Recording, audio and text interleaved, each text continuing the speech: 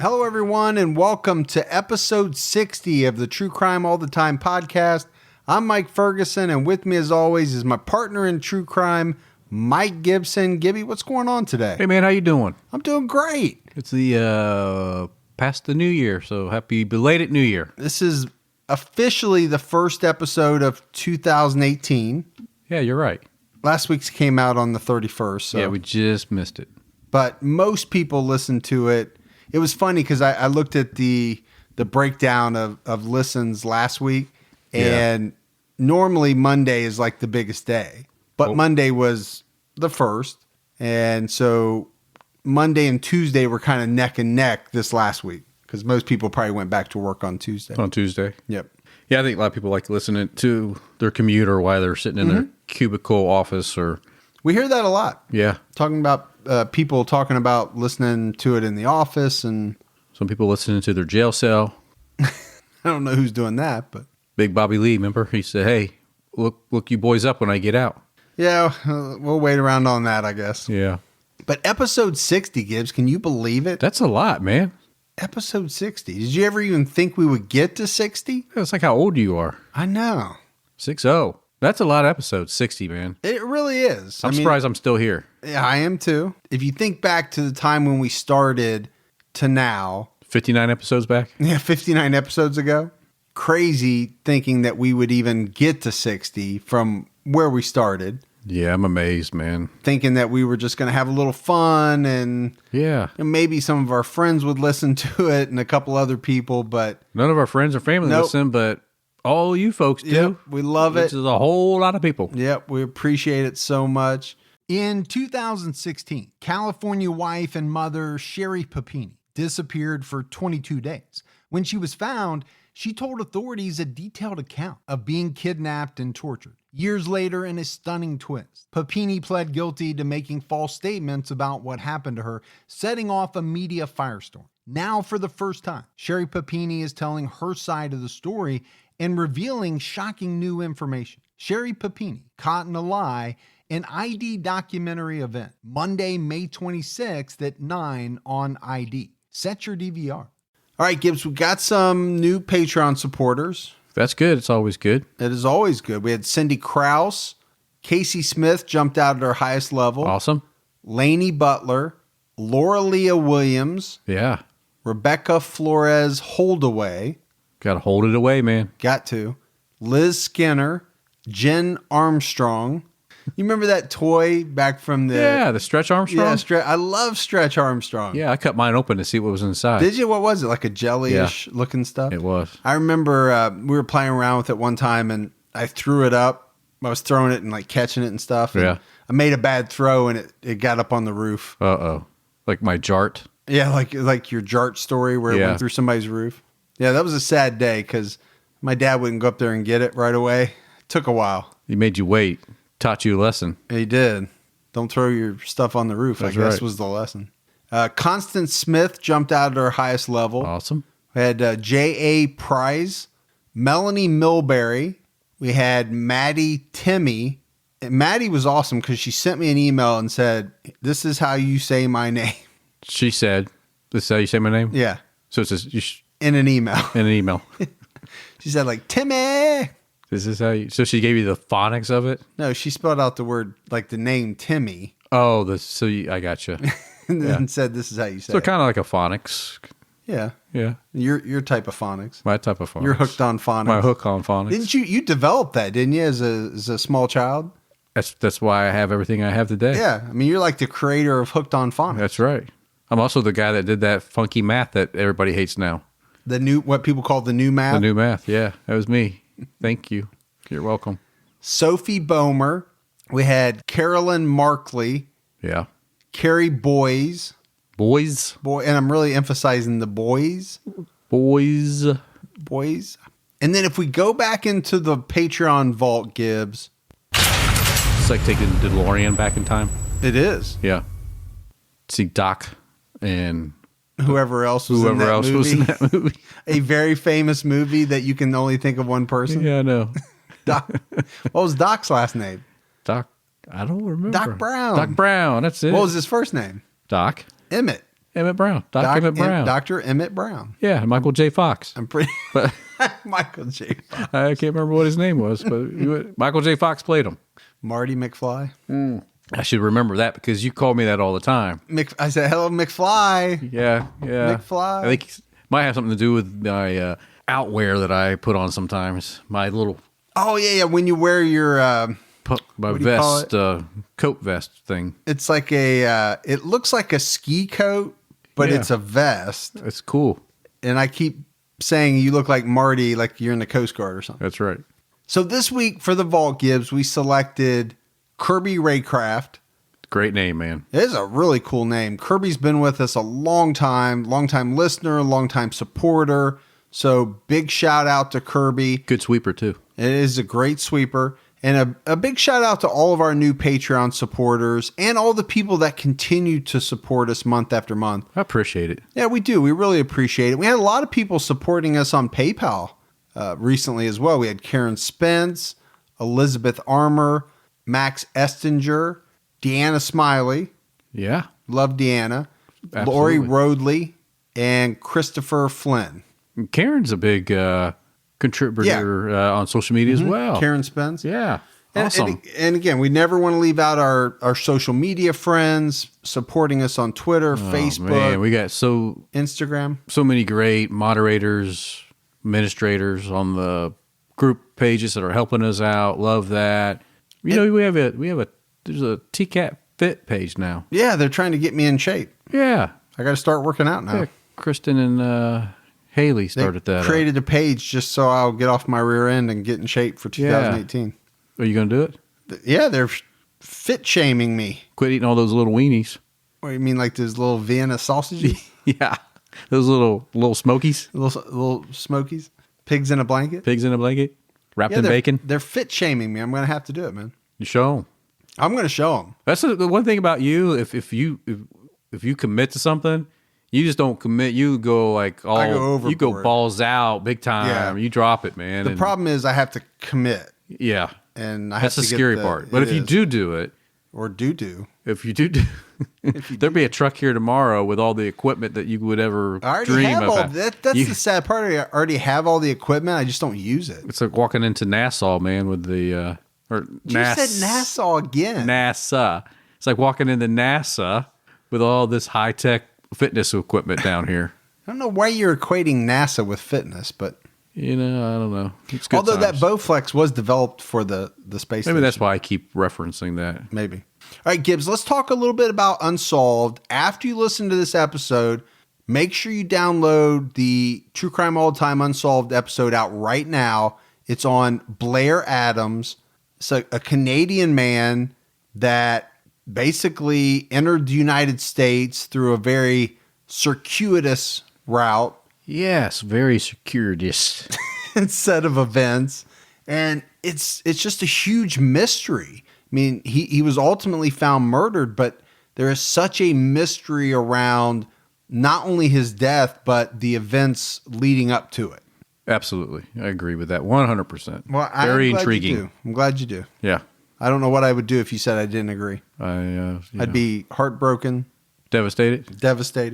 And got to give a big shout out to Maggie for the writing and research and all of that help. It's instrumental. All right, Gibbs, let's talk about the subject of episode 60. And we talked about wanting to do some lesser known cases. Right. And so we picked one to start out 2018. Now we're talking about Charles Ray Hatcher. And I was thinking about this, Gibbs.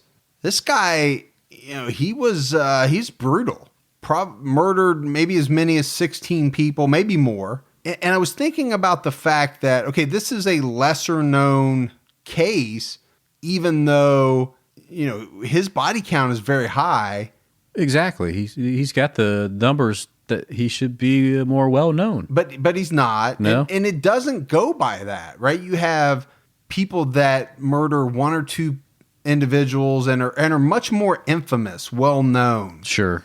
It's a strange set of circumstances around each case that kind of determine, I guess, the attraction to it. Yeah, how much media coverage it gets, how well known it is, things like that. And we haven't talked about nicknames in a while.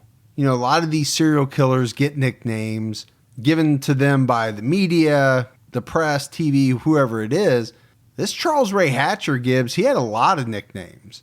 You know, I saw him listed as Crazy Charlie. There was one out there that said a one-man crime wave. And then he was listed as Mr. Prince. Mr. Prince. Which I thought was pretty strange. This guy's definitely no Prince. That's for damn sure. Maybe Prince of Darkness, maybe. Terror. But Charles Ray Hatcher was born on July 16th, 1929. He was born in Mound City, Missouri, and that's located about 34 miles north of St. Joseph, Missouri. He was born to Jesse and Lula Hatcher. Lula. That's a name you don't hear very much, do you? Or is that one that's coming back? I mean, it's an older name. Because, you know, a lot of those older names are coming back now. Yeah. But that's true. Some of them aren't. I mean, my little niece is named Miller. That's her first name? Mm-hmm. That's a cool name. Yeah, Miller. They saw the beer bottle and said, that's it. Drinking a lot of Miller. Yeah. That led to conception, and they were just like, hey. That's it, yeah. We're going to roll with that. Let's name her after that. But, yeah, Lula is... that might be one of those that's coming back in vogue. I don't know. Is that short for Luann? I don't... How would it be short for Luann when there's two L's in there? There's one. Why would you need to shorten Luann? That's not very long to begin with. That's true.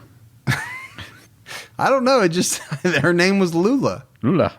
Kind of like Lola, but with a U. But Hatcher was the youngest of three boys. So he had older brothers named Arthur, Jesse Jr., and Floyd.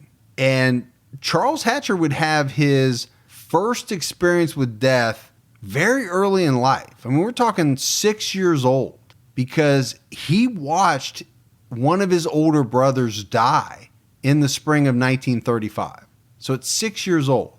And the story goes that he was flying a kite with his brothers, and for some reason the kite had some copper wiring on it. So they were using that really thin copper wiring back in that day instead of string. Maybe they didn't have any. I mean, we are talking about 1935. Yeah. So you're using whatever you can get your hands on. Sure.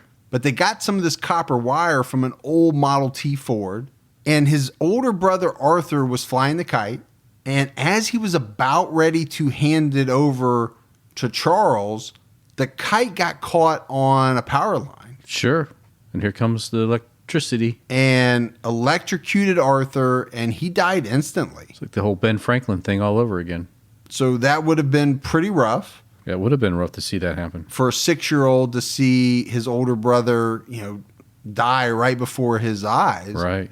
So fast forward to Charles is 16 years old. It's 1945.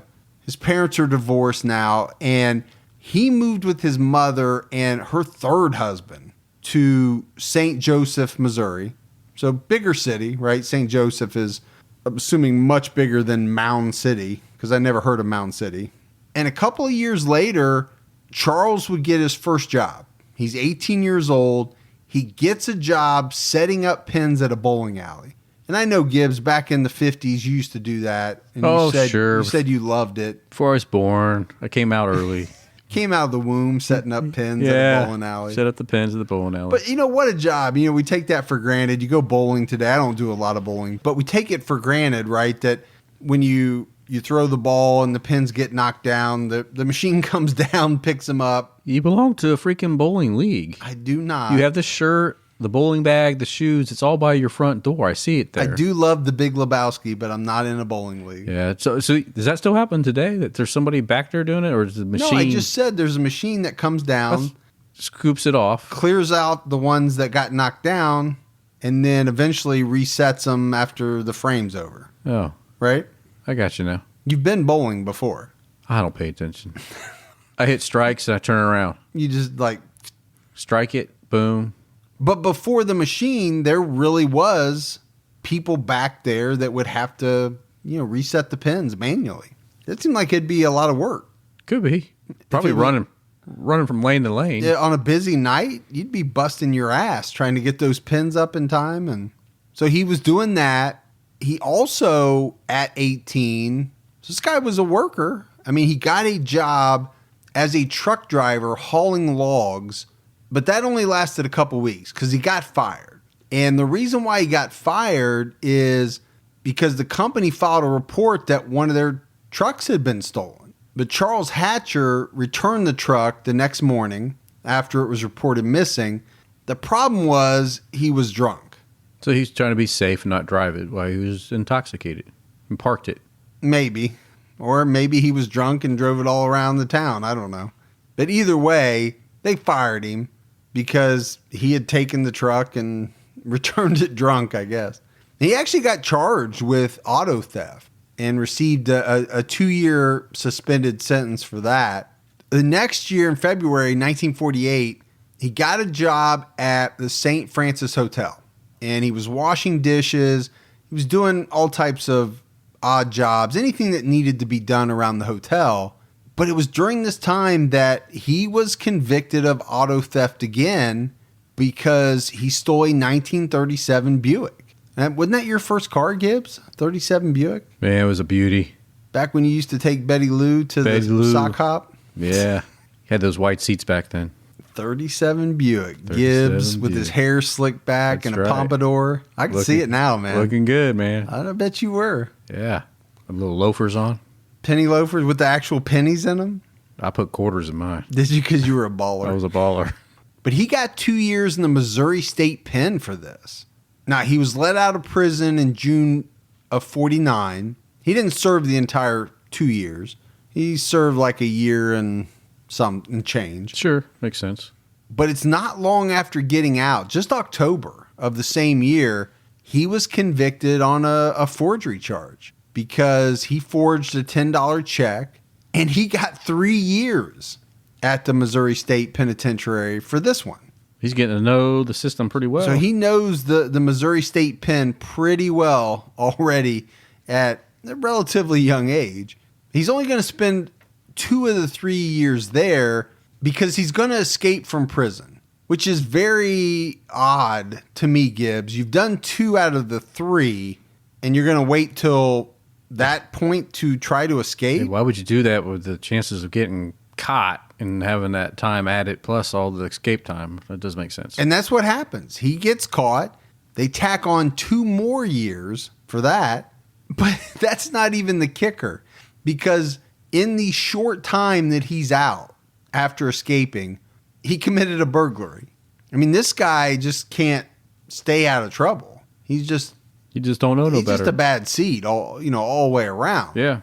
So he's finally released from prison in July of 1954.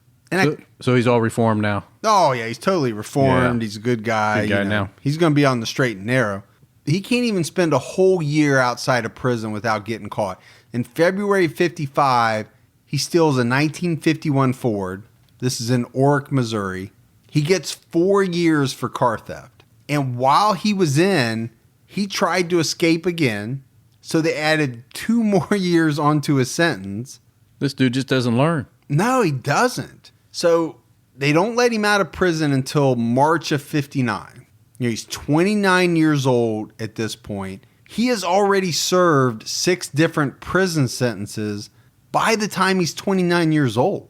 So you are either incorrigible, that's my word for the show, or you're just a dumbass who can't get away with anything. So I don't know if he's doing a whole bunch of stuff and only getting caught for some of it. It sounds like he's getting caught every time he does anything. I was going to go with the dumbass one. Yeah, I think he's a dumbass.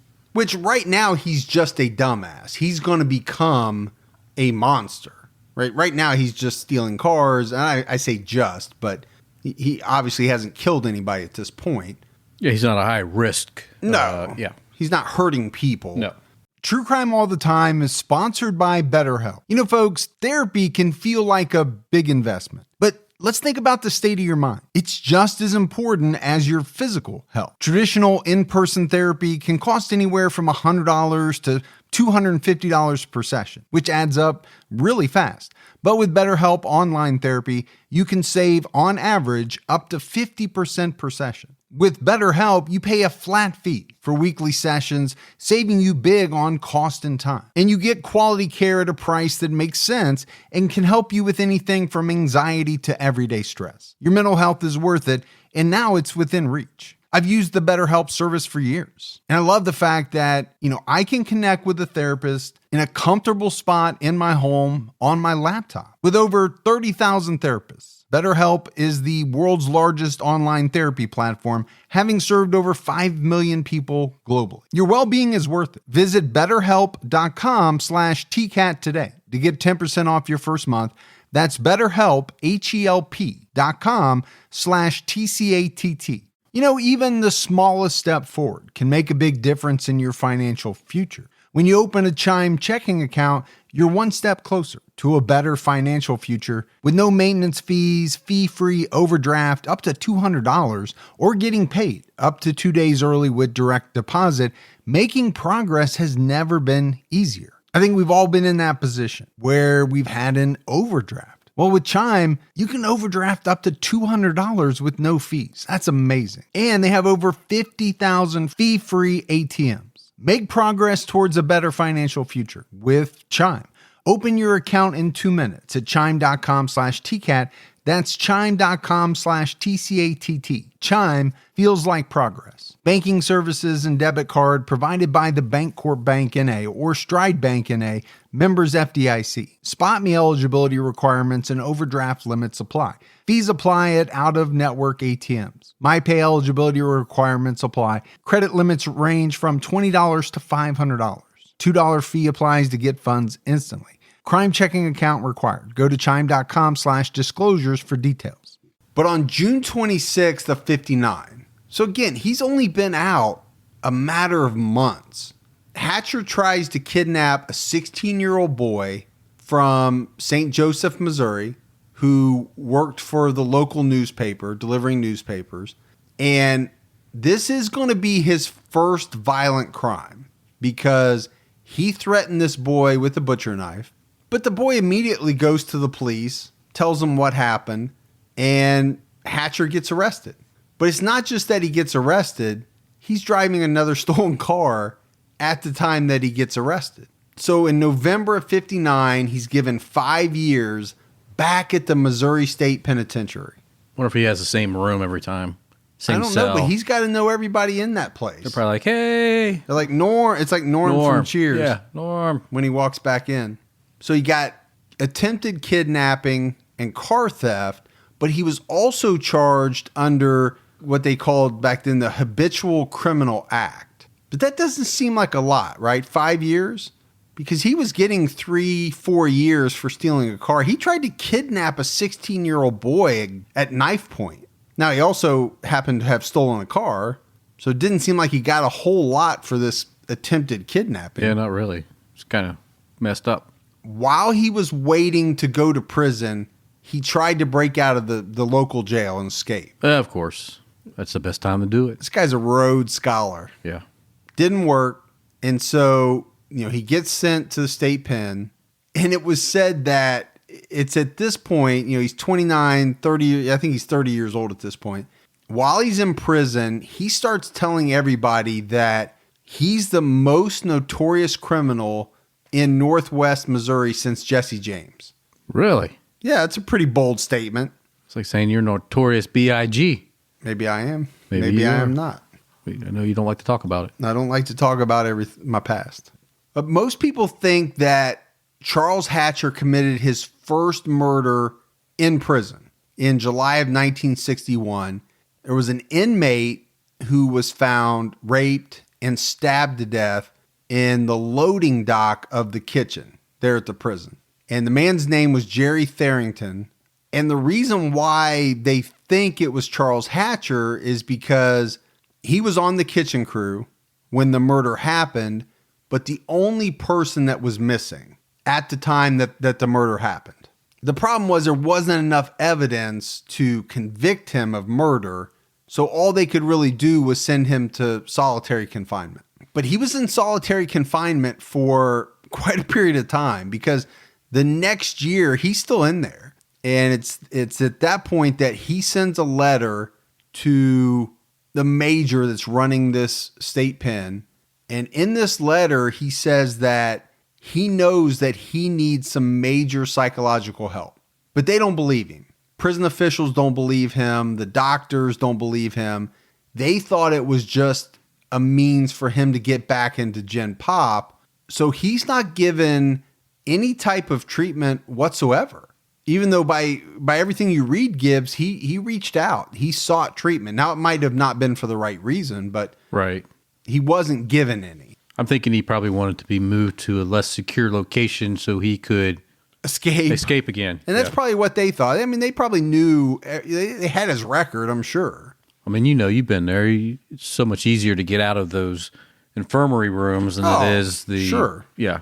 I'll take a shiv just to get into... You take a shiv every night. Or a shank or whatever. I always get confused. Which one's a verb and which one's a noun?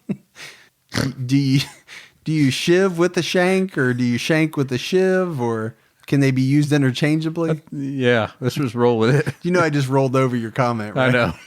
Like it didn't happen. It never existed.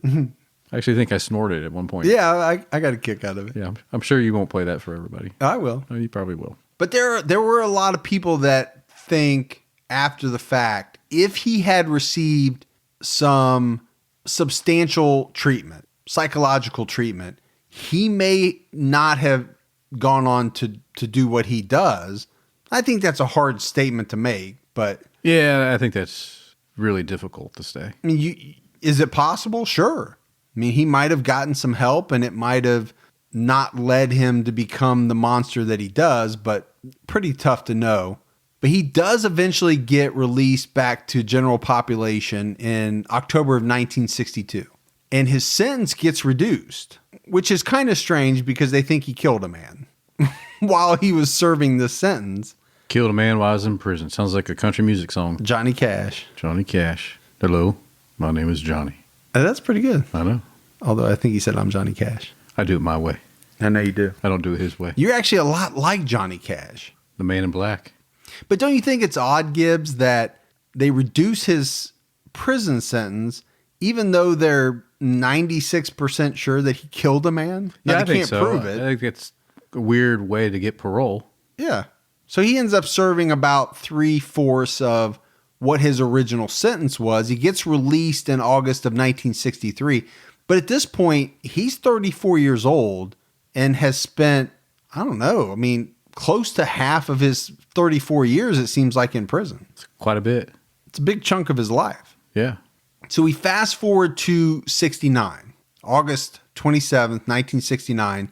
And this is when Charles Hatcher would say later on that he kidnapped a young boy in Antioch, California. And apparently the boy was riding his bike and he was carrying a tennis racket while he was riding the bike. Hatcher offered him a ride and the boy accepted. But Charles Hatcher ends up driving this boy down to a creek, strangles him to death. Then just 2 days later, a 6-year-old boy is reported missing in San Francisco, and he's last seen walking away with a man who offered to give him ice cream. And this story is told to police by a little girl who had been playing with this boy right before the time that he was taken by this man. But this boy would be found by a man walking his dog. But what this guy stumbles upon, Gibbs, is not the boy. I mean, it's the boy being beaten and sexually assaulted. Like, it's actually going on when this man walks up on. I can imagine walking up on something like that. What do you do? Well, I mean, I know what you do, but I'd whip out that K-bar. I know you do. What is a non-CIA trained Jason Bourne person do? Call somebody like me. A guy with a certain particular set of skills. Yes. Yeah, exactly. But luckily that this man walks by or happens along when he does. Absolutely. Because who in the hell knows what would have happened? The police show up, the boy survives, and they get the man who's there. I mean, obviously it's going to be Charles Hatcher. Right. But when they're talking to him, he gives the name Albert Price. But when they check his ID, it says Hobart Prater. So 2 different names now. Yeah, so he gives him one name, his ID says another, and we know his real name is something completely different. Hatcher was using this Albert Price alias and was actually brought up on charges for attempted sodomy and kidnapping. But before going to trial on these charges, he undergoes some psychological evaluations. They want to make sure that he's fit to stand trial. And what was said about this was that he pretended to be mentally ill as he's going through these tests because he doesn't want to go back to prison. He knows prison very well. He doesn't want to go back. So he's saying things to the, to the doctors, like he can hear voices. He's seeing things that are not there. He pretends to be confused at all times. He even faked some suicide attempts, it was said. And because of this, I think he's able to snow the doctors, and he's sent to the California State Hospital. This is going to be the first of 5 stays in the California State Hospital for Charles Hatcher. So he's in this hospital for a while, over a year, and he's diagnosed as having a passive-aggressive personality with sexual deviation and pedophilia. It's pretty heavy. That doesn't seem like a good combination. No. At all. But at a certain point, the hospital starts to figure him out. And they start to realize that, he's putting on an act. So they tell the court system that, this guy's fit to stay in trial. But the judge is not having it. He wants more evaluations. And in January of 71, Hatcher is seen by a couple of psychiatrists. The first one said he was clinically insane and that he should be given intense treatment at a secure hospital. And the other one essentially agreed, saying that this guy's not fit to stand trial. But Hatcher wasn't waiting around for potential trial date down the road. He takes off. He escapes from the hospital. This guy's good at getting out of places. And this is June of 1971, but he's only out about a week. He's caught 90 miles away from the hospital in a town called Colusa, California. He's arrested for auto theft. And again, he used another alias, this time Richard Lee Grady. So he goes back to the California State Hospital, more tests. But by April of 72, the doctors figure out that all the different treatments that they're using, none of them are working. And they deem that Hatcher was a danger to others in the hospital, so they send him to the state prison hospital in Vacaville, California. Eventually, he gets transferred to San Quentin. Speaking of Johnny Cash, he might have been there when Johnny was there giving his concert. I don't know. I was drinking that, what they called was water, but it wasn't. You actually do a pretty good Johnny Cash. You're not a good impressionist, but that's not bad. I sing like them too. Do you? I can. Do it. I'm going to do it now. I triple dog dare you. You can do whatever you want. I'm not going to do it. But ultimately, it's going to be about 3 years after this crime before he gets a real trial. And even then, they're still doing, exams to figure out his competency, trying to figure out whether he's sane, insane. He's finally convicted of kidnapping and the sexual assault of this little boy, but it's not until December of 1972. So a lot of time go by there. Yeah, he's 43 years old by this point. And even after the conviction, he doesn't go to prison. He goes back to this California State Hospital labeled as a mentally disordered sexual offender. In 73, he tries another escape from the hospital. And because of this escape attempt, they finally send him to a medium security prison. Now, a doctor would interview him in this prison later that year and label him a manipulative, institutionalized sociopath. This guy's got some bad labels, Gibbs. These are not labels that you want to have put on you. No. And this doctor said, this guy needs to be in a maximum security prison. He's old school bad dude. He is old school bad dude, but he didn't want to go to the max prison. Well, who would, right? If you had your choice. Never, ever go to max. I don't want to go to any of them, but I certainly don't want to go to the max hardcore with killers and all that. So Charles Hatcher, he decides that he's going to slash his wrists. And this is how he's going to try to stay out of the max prison. And it works because, now they're labeling him with paranoia, schizophrenia. So he stays in where he is. He's not sent to this max prison. Crazy enough, man. He is very manipulative. I mean, if you think about it, he's able to work the system to get what he wants. Yeah. I mean, to take it to the point where you actually cut your wrist. And I'm not talking, there's two ways to cut your wrist. The way you cut it to want attention and the way you cut it to actually make sure that you die.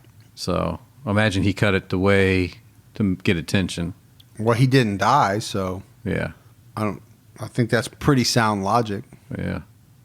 Or they got to him really quick. Well, that could be too. And Charles Hatcher Gibbs, he actually gets a parole review in 75. I mean, this guy is going through all kinds of stuff, but he comes up for parole. And at the hearing, he has guards saying that he's not a problem. He works in the kitchen. He does everything he's told, but he's not paroled. He comes up again in 76. He's not paroled. Eventually, he's set to be paroled Christmas Day, 1978. But this gets bumped up because a bill passes that gives inmates credit for time that they had spent in jails and mental hospitals, and it counts this time towards their prison sentences. So he's actually let go like 19 months sooner than he would have been. He's released in May of 1977, goes to a halfway house, but there were some restrictions placed on him. He was supposed to be back at the house by 9 every night. He was ordered to take 9 different medications a day, but he lasts about 5 days at this halfway house and then he runs off. And he spends the next year on the run. But Hatcher's next victim would be a little boy named Eric Christian. And it's May 26, 1978. And Gibbs, this kid is only 4 years old. Unbelievable. It really is. 4-year-old Eric Christian, he disappears in downtown St. Joseph, Missouri. So Hatcher's back in Missouri. The body of this little boy would later turn up along the Missouri River, and they would figure out that he had been sexually abused and suffocated. And this, this would have been a huge event in St. Joseph, Missouri. Anytime something like this would happen to any child, but we're talking about a 4-year-old. I mean, police are investigating everybody. And it was said that they focused on, and this was the term that was used, every known pervert in town. And apparently they had over 100 suspects that they called perverts. And one of these was a man by the name of Melvin Reynolds. And Melvin was 25 years old. It was said that he had very limited intelligence, and he himself had been sexually abused as a child. So they're investigating him, and they're looking at him pretty hard. And although he was not happy about the investigation, I'm sure, he cooperated and went through many different interrogations over a period of months. He took 2 polygraph exams and even took one of the interrogations under hypnosis. That's a lot to go through. That's a whole lot to go through. Then in December of 78, they questioned Reynolds using sodium amytal. Oh, that's so much fun. That's in your toolkit, right? The truth serum. You can't even imagine how much fun you can have with that. Oh my gosh. It wouldn't surprise me if you had it, if you used it. I don't want to know. Let's just keep that secret. You're not allowed to talk about that by... It's hard to get anyway. Binding legalities anyway. So you can only talk in general terms, I know. Yeah, just cut that part out, man. We can't let people know about all that. It's not right. But this is what this man, Melvin Reynolds, is going through. And during this questioning, under this truth serum, he makes a remark that intensifies police suspicion on him. And it's 2 months later in February of 79. So you had to figure this guy's been going through this for not almost a year, not quite a year, but a long time. They bring him in for another round of interrogation. And it was said to have been 14 hours of questions, threats, and finally he gives in. I just think Gibbs, he got to the point where he says, if you want me to say I did it, I'll say I did it. He just had enough. They broke him. And ultimately, as the weeks went by, he would start to kind of add on to his confession because the authorities were feeding him details of the crime, whether on purpose or not. And he was using these details to make his confession more legitimate, to the point where there was enough evidence to charge him, and a jury convicted him of second-degree murder. So this guy, Melvin Reynolds, he was sentenced to life in prison. Meanwhile, Charles Hatcher gets arrested in 1978 in Omaha, Nebraska, for a sexual attack on a teen boy, 16 years old.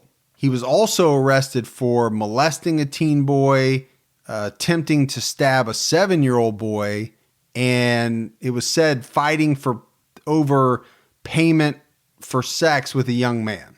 This guy is every second of the day doing something wrong. He molested a man in Lincoln, Nebraska. He tried to stab a guy in Des Moines, Iowa, and he kidnapped an 11-year-old boy from a mall in Iowa. But again, when he's arrested, Gibbs, they send him to a mental hospital in Omaha, Nebraska, and he's using aliases, this time Richard Clark. So that's what he's arrested under. And in the research, there's really no proof that anyone knew who he really was other than Richard Clark. On top of that, all these different places where he's being caught for these crimes over these years, they don't run his fingerprints, right? This goes, what was that case we did where they had the problem with the fingerprints and the aliases? I can't remember the case now, but this is back in the 70s, so they don't have the same technology that they would today. He's getting caught, but they don't know that he's done all of these things, right? So it's almost like they're like isolated incidents. My wife and I do a lot of shopping online, and we always use Rakuten. Rakuten is the smartest way to save money when you shop because you earn cash back at over 3,500 stores. We're talking fashion, beauty, electronics, home essentials, travel, dining, concert tickets, and more. Your favorite stores like Macy's, Nike, Sephora, Dyson, and Lowe's. And that's just to name a few. Pay Rakuten to send them shoppers. And Rakuten then passes on a part of that payment to its members as cashback. Cashback is deposited directly into your PayPal account, or Rakuten can send you a check. You can even maximize your savings by stacking cash back on top of other deals, like store sales and coupons. You're already shopping at your favorite stores. Why not save while you're doing it? It really is a no-brainer. Membership is free, and it's easy to sign up. Get the Rakuten app now and join the 17 million members who are already saving. Cashback rates change daily. See Rakuten.com for details. That's Rakuten.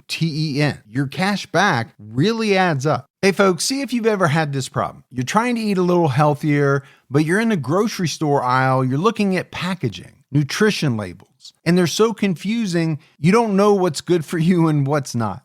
Well, this is why I love Thrive Market, my go-to online grocery store for getting all of my healthy essentials delivered, and I don't even have to leave my couch. Finding better options for the whole family is easy with Thrive Market's Healthy Swap Scanner. Just scan a product, and it instantly recommends healthier swaps. This is how my wife and I found our new favorite snack, IQ bars. Sometimes I eat one in the morning with my coffee, sometimes just later on in between meals. They also have so many on-site filters that make it simple to shop by the needs of everyone in the family. Maybe you have someone who needs gluten-free food, somebody that has a peanut allergy. Well, no more scouring ingredient labels when you can just filter it all on Thrive Market. My wife and I often use the high protein filter to stock up on things like Sieti chips. Ready to make the switch? Go to thrivemarket.com/TCAT for 30% off your first order, plus a free $60 gift. That's THRIVE market.com/TCAT. TCATT, thrivemarket.com/TCAT. And he doesn't spend very long. I mean, he's released from this mental hospital.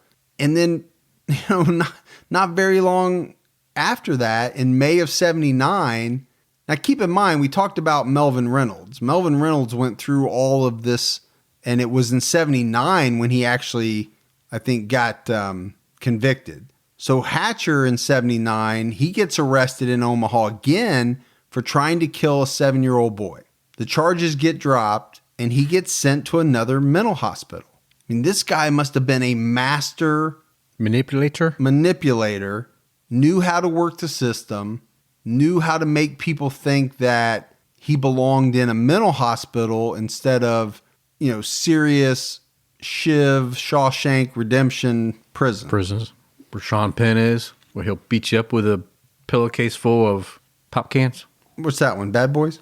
Bad Boys. What you gonna do? And again, I think because he's in these hospitals, he's able to get away, like you said, pretty easily. And he just takes off and leaves this hospital. And the very next month, he gets arrested as Richard Clark in Lincoln, Nebraska. And this is for the attempted sodomy and assault of a 17-year-old boy. He's released from a mental hospital after 3 weeks. 3 weeks. He shows up in Iowa in 1981 and gets arrested in Des Moines for being in a knife fight. And even in Iowa, he bounces around from mental hospital to mental hospital, finally being released in Davenport, Iowa. So this guy is getting arrested for what you would have to say, Gibbs, are pretty serious crimes. And we always talk about how easy people get out of prison for some pretty tough stuff, man. Well, and this one's even more different because of his ability to make people think that he's mentally ill. And so he's doing even less time because my assumption is he's going through some treatment and they're saying, all right, he's better. Yeah. And they're letting him out. Some people can really pull that off. They could. I mean, I think I could fake people out on a few things for sure. No, I know you could. I think you fake yourself out sometimes. We don't talk about that, man. Because we're talking about all of these things we're doing. And if you notice, we're not going very far in time. 78, 79, 80. He's done a lot of stuff in those 3 years. He's been a busy boy. Because they're letting him out to do it again and again. And again, granted, they don't know because he's using aliases and all these different things. They don't know that he's done as much as he has, I don't think. Right, but still, it's like he's just staying the night at a hotel at these prisons. Because it would only be June 20th of 1981 when Charles Hatcher would stab a man, 34-year-old James Churchill, to death on the banks of the Mississippi River. This is in Illinois now. And Hatcher would say that he'd been drinking and that he just had an impulse to kill. So that's the scary part. It is. It'd be like me all of a sudden just decided to take you out right now. I'd like to see you try it. Oh, it can be done. You don't know what I got. I got you back in the corner, man. Yeah, but when I know that you're coming to record, I've got like 15 different weapons. I got stuff taped under my chair. Yeah. You don't know what I got. Plus, you get those special skills. I got those special skills. But he does. I mean, he kills this man, this 34-year-old James Churchill, stabbed him until the knife was stuck inside of the bone in his chest, in his rib cage. He couldn't get the knife out, Gibbs. It's pretty forceful. I don't even know if I've heard of that before. You could maybe got it lodged in between two of the rib bones and just couldn't shimmy it loose. I don't know. Knives are pretty thin. Yeah. The way it was described is that, he stabbed this man somewhere 10, 12 times, very close to the heart. But at one point, it went into the bone and he couldn't get it out. Now, he wasn't caught for that. And the next month, though, he was arrested in Bettendorf, Iowa, trying to kidnap an 11-year-old boy from a grocery store. Again, he used the alias Richard Clark, and the charges were dropped. And they sent him to a mental hospital. But here's the kicker, Gibbs. He spent 49 days. 4-9, huh? 49 days in this mental hospital. Now, the charges were dropped, and I don't know all the specifics around that. But the other thing that you have to think about is he is not waiting, right, between attacks. There's not much of a cooling off period for him. In July of 82, there's a young woman walking down the street in St. Joseph, Missouri. So he's back there again. When she stopped by what was described as a weird man, he walked up to her and said that he wanted to buy her some coffee. She wasn't having any of it. She said no. She said, hey, get out of here. I don't want anything to do with you. But this was about a block from where 4-year-old Eric Christian was taken. The next day, Hatcher kidnapped a 10-year-old boy outside of a mall. But miraculously, the boy was able to get away. And Hatcher was gone before the police showed up. He's like Houdini, man. He does seem to have a knack for getting out of stuff. Yeah. Whether he's caught or not, even if he's caught, he's able to get out of it in pretty short order. I mean, it's amazing. I don't think that would happen today. No, I don't think so either. And we talk about that a lot. I mean, it's not like this was 80 years ago, though. This is the early 80s.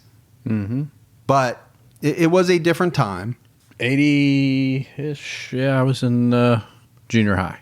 So we know none of these could have been you. We haven't talked about that in a while. Yeah, maybe not. Maybe not. I was a husky boy. You were. Hard to get away with stuff. Hard away it goes. Because your husky genes, they probably made so much noise, Just rubbing together, that it made it hard for you to get away from things, I would think.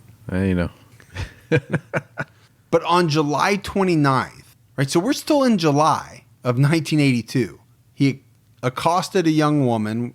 She got out of that. He tried to kidnap a 10-year-old boy. He was able to get away. But 11-year-old Michelle Steele, he did abduct her and killed her in St. Joseph.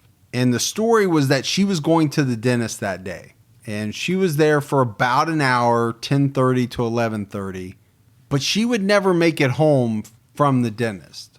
And when her mom got home just after 3, she realized that her daughter was not there. She called the police. And it was the very next day, Gibbs, that her uncle, Michelle Steele's uncle, was out looking for her. And I'm sure he wasn't the only one. They probably had a lot of people looking for her.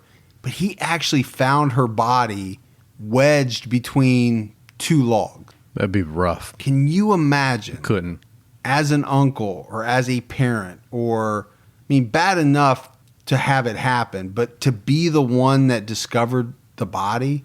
I've seen some bad things, man. That's one thing I wouldn't want to see. No, you would never see it. You'd never, I don't know how you ever get over that. You never would. But the place where Michelle was found, it was less than a mile from where Eric's body, the 4-year-old, had been found. And this same day, Charles Hatcher would check himself into the hospital, voluntarily check himself into the hospital, saying that he was hearing voices. But it wouldn't take long for police to figure out that it was Charles Hatcher that had abducted and killed Michelle Steele. But they would charge him under the name Richard Clark. I mean, this is the name that he had been using. The judge set bond at $250,000, and he had actually been seen at the river. So there were 2 witnesses that were able to pick him out of a lineup. Police also found evidence. They found some cords, his backpack. They were able to determine from bite marks on the girl's body that they were made by Charles Hatcher, or Richard Clark as they know him. Yeah, sick dude.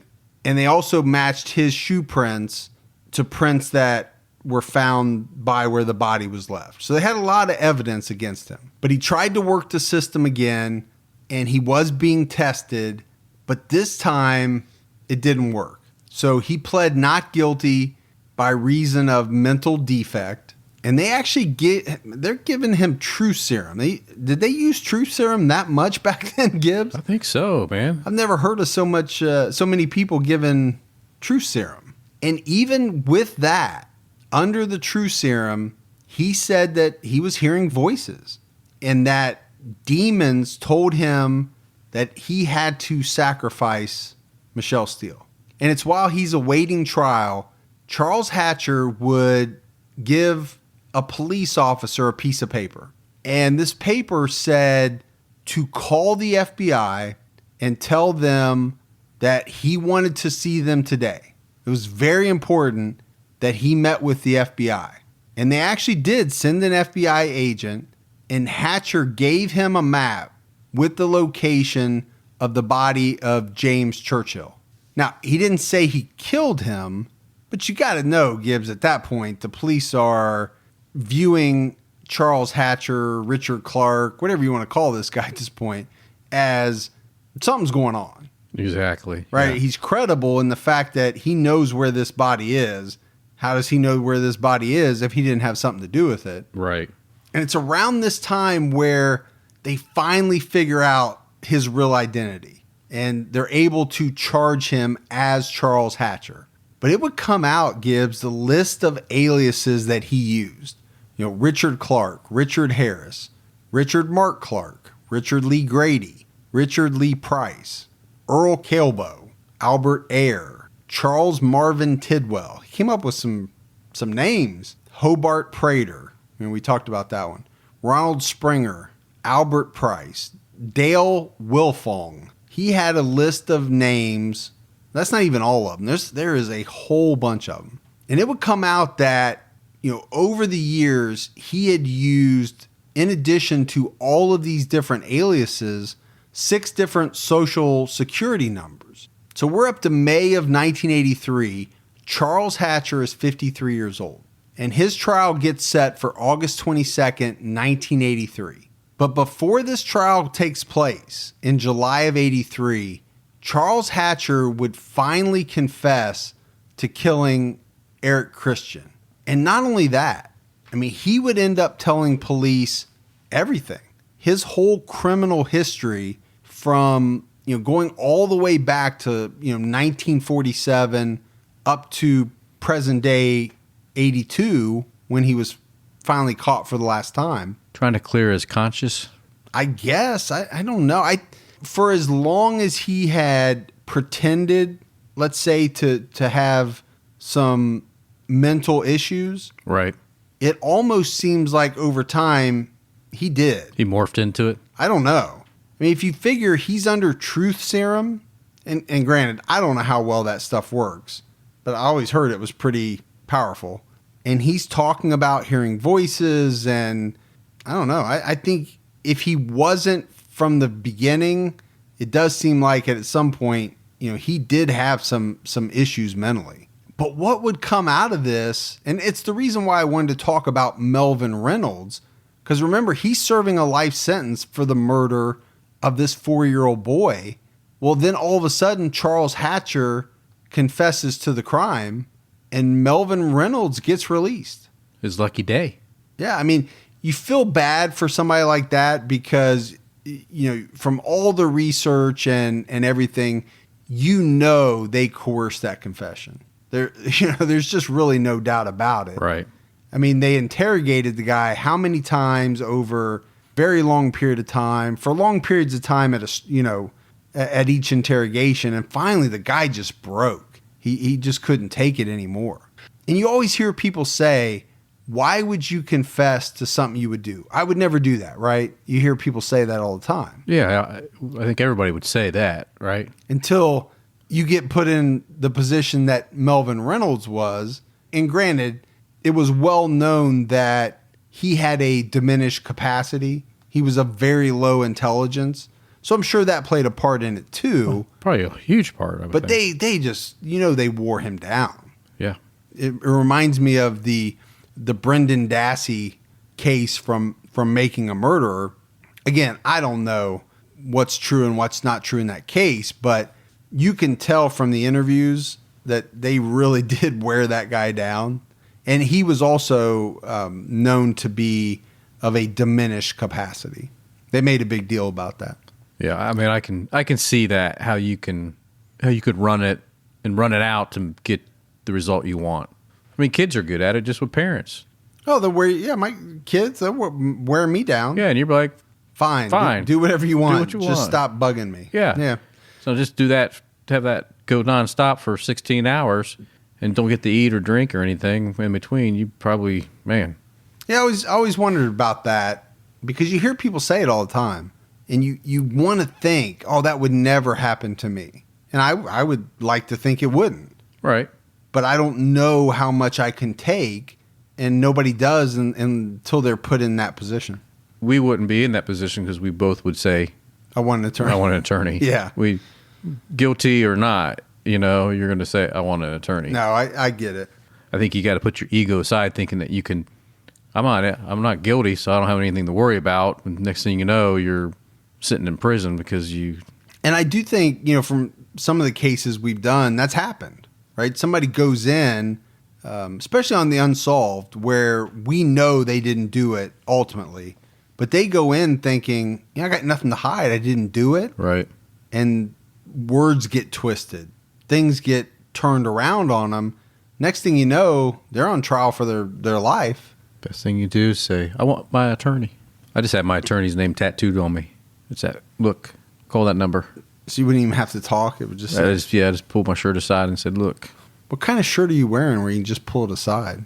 Any shirt. I pull any shirt aside. that seems strange. I just pull it aside. Pull it aside. If you said I pull it up or pull it down. I pull it aside. I got one of those fancy side shirt things that you pull. Puffy shirt? Yeah. Puffy shirt. From Seinfeld? Seinfeld, yeah. So ultimately, Charles Hatcher, he ends up confessing to all of these bad things that he's done over the years.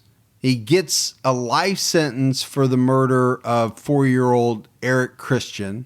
He ends up getting convicted of capital murder for the death of Michelle Steele in September of 1984.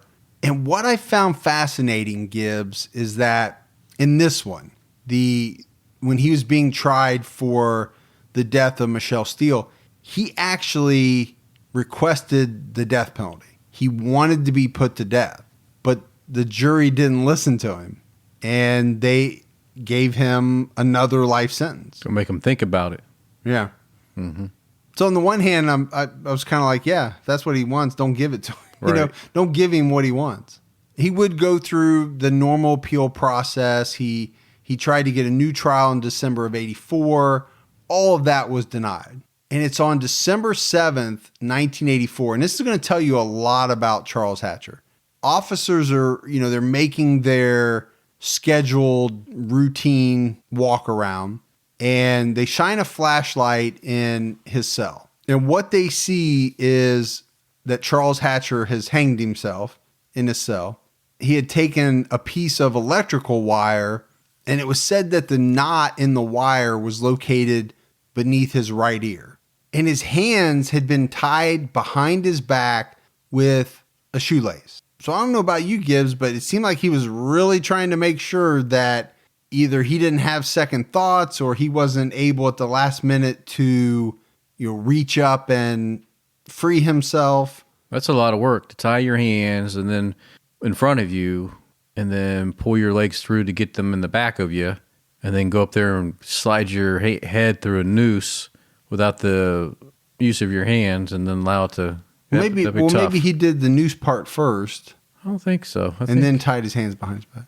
I don't know how you can tie your hands behind your back. I think you tie them in front and then move them and to then the step back. through? Step through, yeah. Okay. Yeah, either way, I don't know the mechanics of it, but it seems to me like he was pretty dead set, pardon my use of that pun, but right. He was set on... Didn't want it to stop. He wanted to make sure it went through. Yeah. Yeah. But we're talking about December of 84. He didn't wait very long, right? I mean, he wanted out very, very quickly. Yeah. He wanted the death penalty to be, Right. He wanted to be over. He was done. Yeah. Granted, he'd been in prison for a number of years. He knew what a life sentence in maximum would be like. And the other thing that I thought of while I was researching is that he knew maybe at this point he wasn't getting out of this one. Like he'd been able to finagle his way out of some of these other sentences. He wasn't getting out of this. This one was going to stick.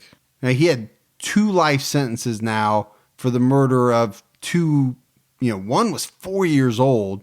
The other was 11 years old. He wasn't getting out. They busted in. They tried to revive him, but he was already dead. And on December 11th, 1984, a group of volunteers carried his remains, and he was buried in the prison cemetery. Now, he had one brother still that was alive. Didn't want anything to do with him. Didn't come to the funeral. Basically disowned him at that point. Can't blame him. I don't blame him at all. I mean, family is family, but if you've done the things that Charles Hatcher has done, man, it's hard to stick. It would be hard to stick by somebody. Yeah, it'd be really tough. Knowing how you and I feel about kids and crimes against kids, I don't know how you could even... It'd be hard to comprehend how you come from the same cloth. Yeah. So Gibbs, I guess with Charles Hatcher, we mentioned up front 16 people, and he's confessed to 16. Now, whether he actually did all of that or whether he's embellishing, he was only convicted of 2 murders. So is it the fact that he only was convicted of 2 is why it's not so sensationalized as others? I mean, that could be. Because 16 is a big number. It is. I'm not sure that police believe it really is 16. We know it's more than 2 because, he gave a map leading to James Churchill's body. Right. So we know the number is more than 2. I think it is too. Why have so many aliases? How many did he have? Oh, he had like 10 at least. I didn't even list them all. So to have that many, I bet you had 15 or 20. See, that's a lot to have for 2 people, 5 people, right? It's going to be in the higher numbers. It's the only reason you need aliases. Well, and we're only talking about murders. He victimized probably scores of people. It's a bad dude, man. We talked about how many are known of attempted abductions, attempted sexual assaults. How many actually occurred that nobody knows about? Right? That's something that you and I talk about a lot. Because I think you have some killers, some really bad people that maybe want to embellish what they've done after they've already been caught. Right. But I think there's some that they don't want you to know the whole story. The silent killer? Get it? I actually think that a lot of the ones that we talk about, there's more. Yeah. That you don't know about, and the numbers are actually higher. So the mystique? In Hatcher's case, I'm not really sure because it is an older case. Right. And like you said, he used so many aliases and his fingerprints weren't taken a lot of the time. So very hard to connect him concretely to certain things. Well, and to be let in and out of prison all the time fairly easy, it doesn't really stop you from wanting to continue. You're like, if I do get caught, I get a way out. I'll worm my way out of it again. Yeah. All right. That is it. That's the case of Charles Hatcher. He's undoubtedly a very, very bad guy. We didn't get a lot into his childhood just because, you're talking about the 1940s. It was a very long time ago. We did talk about some of the things that he was diagnosed with, schizophrenia. He was diagnosed as a sociopath, different mental disorders. But again, how much of that is real? How much of that was put on? Right. The actor, because he was looking to get out of the situation that he was in. He was trying not to go to prison.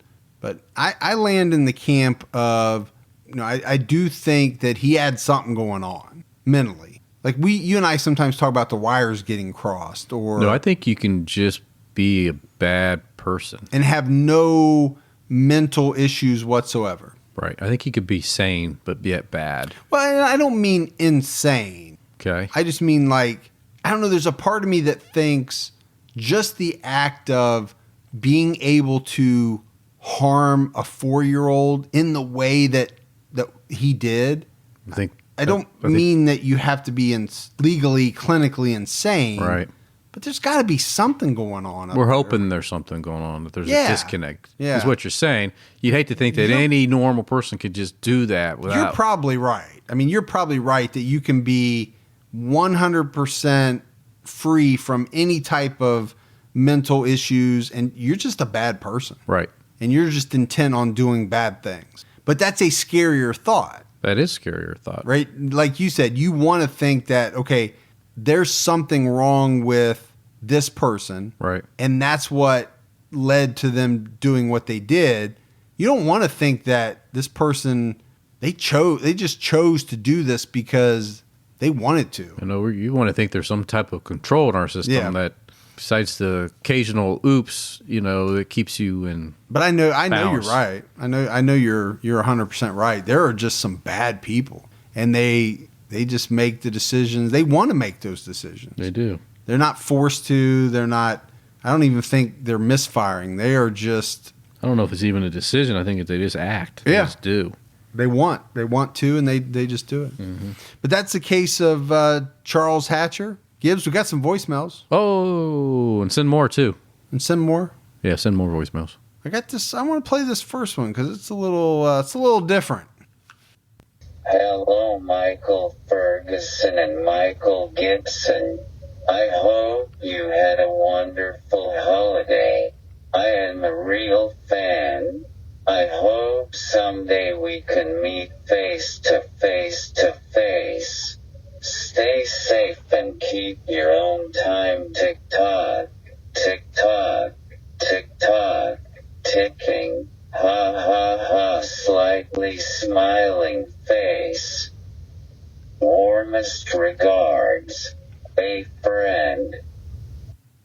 So, sounds like Stephen Hawking's sibling. It's not Hawkins. It's Hawking. Stephen Hawking. Stephen Hawking. Hawking. Not Hawkins. Hawking. I'm saying it in my English, even though he's from America, but moved over to England, right? Yeah. Or is he from England and moved to America? He's from England and moved to I America. don't know. I watched the movie. Did you see the movie? It's actually a really good movie. Yeah, they're English, moved to America. Yeah, I think that's right. Yeah, I'll admit that one was a little creepy the first time I heard it, and then I saw the name that was on it when it came in, and it was a frog, D apostrophe Amon, a frog demon. Froggy demon. Yep. So I got a kick out of that part, but I mean that's not one you want to listen to in the dark for the first time, and it'll give you a little voicemails scare you. I can tell. A little chill. They scare you. We've had some scary ones though. He said slightly. What did he say? Slightly. I'm assuming it's a man. It could be a woman doing with the computer generated voice or whatever. You just don't know. You just don't know. Hi guys, it's Monica from Victoria, BC. Just wanted to say how much I love your podcast. I just discovered it probably about 2 weeks ago and am addicted. And you want to know what people do when they're listening to it? I love to cook, so I'm usually creating my masterpieces in the kitchen, making my dinners every night, listening to you guys. Tonight, I rang in the new year, had my earbuds in, listening to the Pork Chop Bob episode, which I loved, and I made the mistake of letting my husband listen to the part about what Willie's mom did to that poor 14-year-old boy, and he never gave back my iPhone. He listened through the rest of the episode, and he's not into podcasts, but he used to have a friend that lived right next door to Willie Picton in Poco, and they said they used to hear the music and look over the balcony and see the lights of the piggy farm bar that they had set up there, so he thought that was pretty cool. Anyways, keep on doing what you guys do. It's fantastic. Love you guys, and have a happy new year. Bye. Well, I think that's great. You're listening to us while you're tossing that salad and making the rest of your dinner, sauteing mushrooms. What kind of dinner are you making here, Gibbs? I don't know. I'm just rolling with. So far, you've got salad, sauteed mushrooms. Maybe there's something in the oven, a little souffle, candlelight dinner. Maybe some fava beans and a nice Chianti. A nice Chianti. What's up, Gibby, Birdie? It's Em again.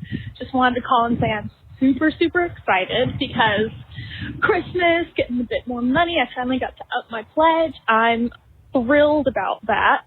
And one thing I really want to say is that, I'm about to go back to school, have some time off, and I'm moving in about 2 weeks. And I'm super excited for it. But one thing is that I know in the beginning, not knowing anybody, brand new place, it's probably going to be kind of lonely. But one thing I know is that you guys are always there for all of us. And you really feel like friends to all of us, I think. And so one thing that I know for sure is that even if I feel a little bit lonely, I know you guys are always going to be there, always going to be there to make me laugh. So thank you guys. Bye. This makes sense now because over the weekend I was in her area and I stopped by because I wanted to say hey, and she didn't answer. Now it makes sense. She wasn't there. She moved. She's moved? Yeah. I missed my opportunity. I'm sure she's thrilled about you now.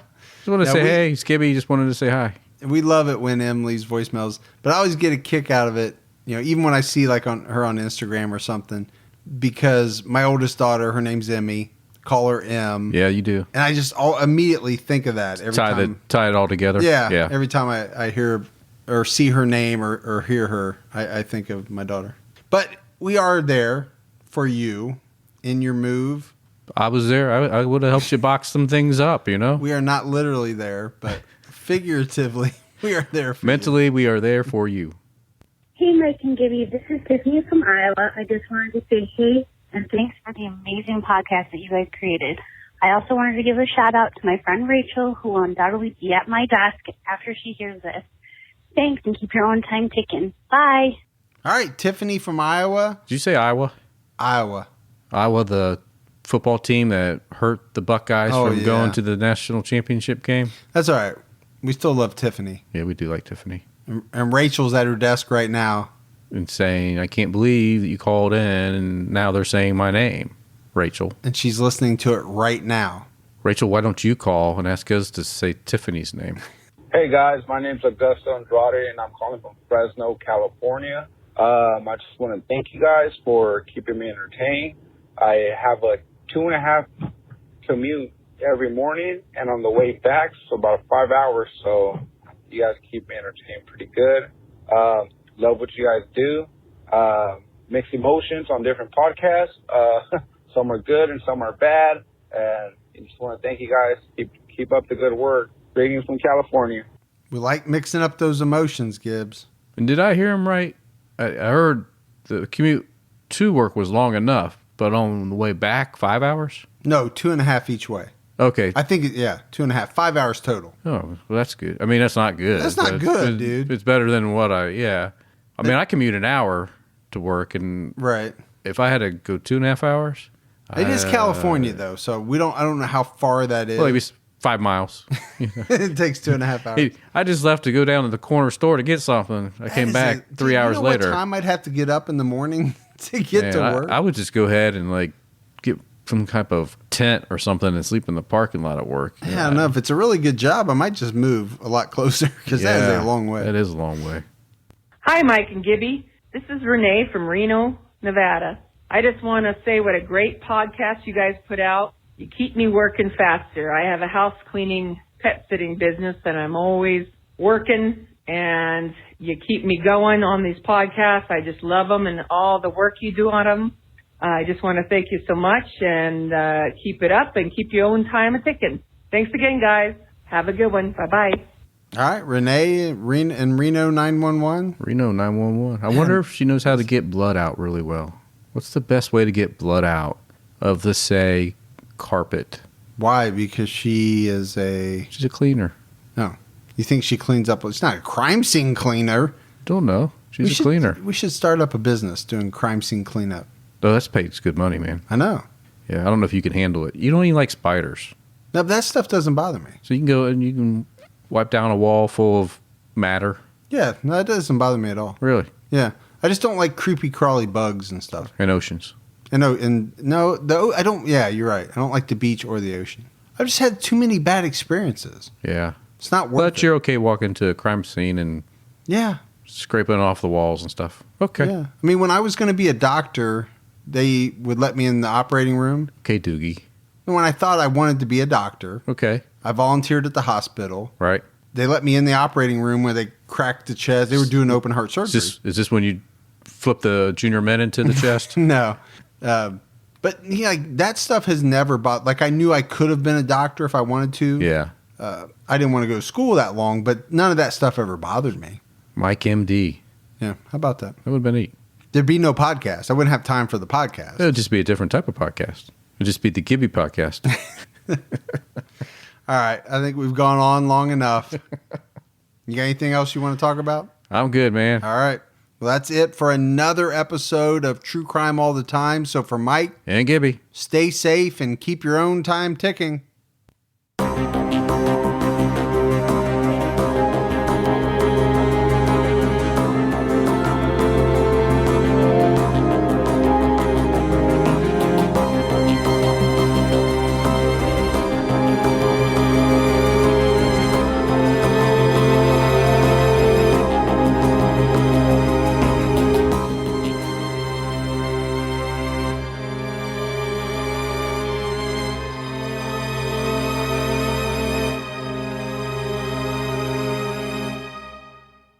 Inspired by the hit Wondery podcast Against the Odds comes the gripping guidebook, How to Survive Against the Odds, Tales and Tips for Animal Attacks and Natural Disasters. This might just be the most important book you'll ever read. Go inside life or death situations where everyday people survived nature's most extreme scenarios, and learn how you can too. In these tales, you'll hear about the grit, willpower, and know-how needed to endure shipwrecks, alligator attacks, earthquakes, and more. You'll learn from experts, including top doctors, about what happens to your body and mind in life-threatening situations. Plus, important tips on what to do, and equally important, what not to do when faced with a situation that is truly against the odds.